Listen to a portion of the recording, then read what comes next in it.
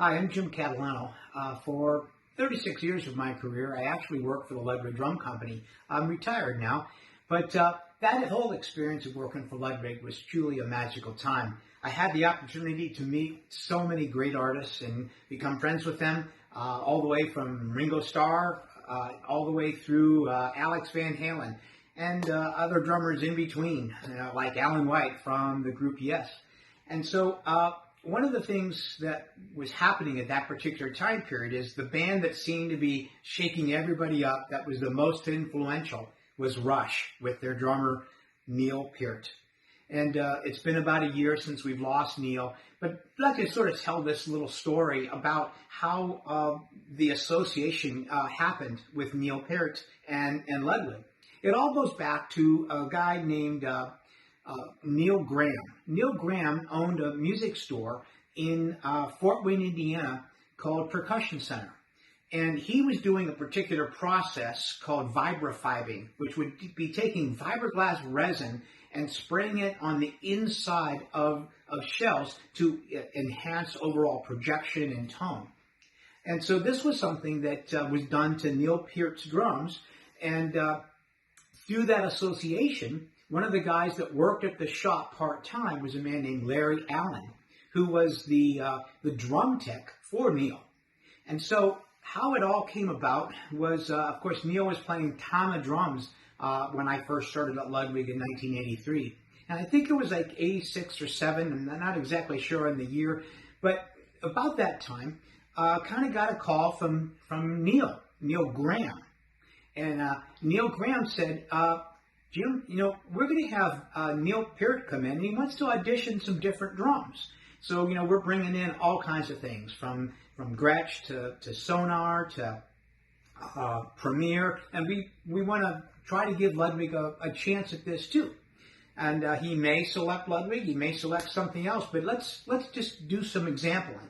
And so we made up the drum set that Neil Graham asked us to make to a certain specification, and we sent it to Fort Wayne. He vibrafibed them, and then he was going to buy them, and then no matter what happened, he'd sell them off. But Neil Peart came in, and he auditioned all the different shells and all the different drum sounds over a several-day period of time. And through that process, by the end of that audition for the drums, Neil actually selected Ludwig drums. And that started just the most incredible association, and probably the most influential artist of the time. And so for, I think it was 9 years that Neil Peart played Ludwig drums. It was a pretty magical experience overall. I had opportunities to meet him on several occasions, and we always corresponded, not so much through phone calls. I always talked mostly to his drum tech, but when I would talk to Neil, we would talk through letters. Neil was big in writing, and I was big in writing too, and so we would communicate back in writing, and I would get these, 2-page, 1 to 2-page letters, from Neil, just talking about, what he liked about the drums and about just stuff in general, wanted to see how things were going, and I would respond back. And that was just a great relationship that we had over the years. Got to go to, so many different concerts and be backstage with him, and got to know the other guys in the band too, which was kind of a really neat thing. So I just like telling this story because it sort of happened in a, not as not a system that where like, Ludwig went after Neil Peart.